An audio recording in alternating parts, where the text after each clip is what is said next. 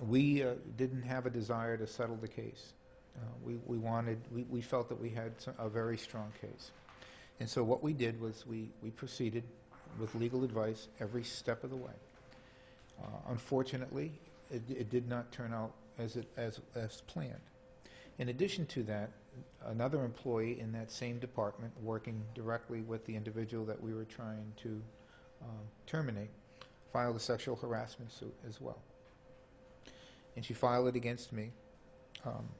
It was investigated by the MCAD. It came back with a lack of probable cause. There was no probable cause.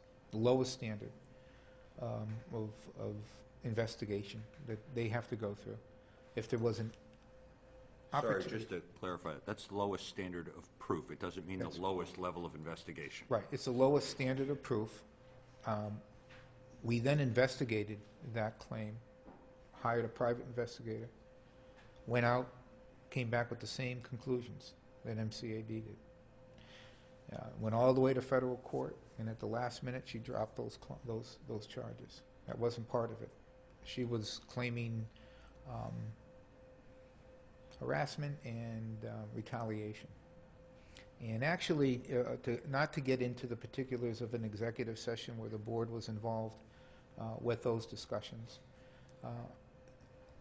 I'll say that the board was aware that these employees needed to go, and at least one of them in particular.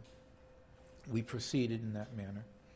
And I can only tell you that what I've learned from that, I would not put this town or Mansfield in that type of situation again. And we would work in a manner that would be more protective of the interests of the financial interests of the community overall. It would not shy me from making that same decision again, because I think in the end it was in the best interest of the town, because we had a department that was operating outside of the parameters of what we wanted as a community, and we just couldn't have that. And that's what happened.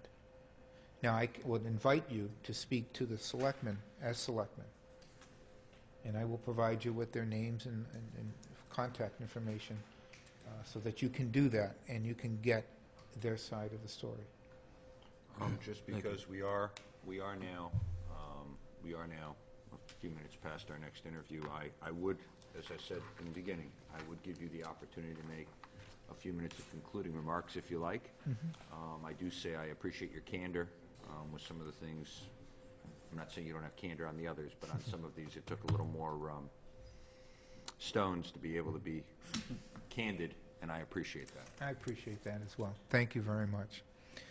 I will tell you that if you're looking for an individual who doesn't have vision or direction, if you're looking for somebody who is going to be somebody else's puppet, if you're looking for an individual who is not going to make those bold decisions and gamble from time to time to make sure that this community moves forward in a positive, productive manner, then I'm not your candidate. I am an individual who will work in the best interests of this town.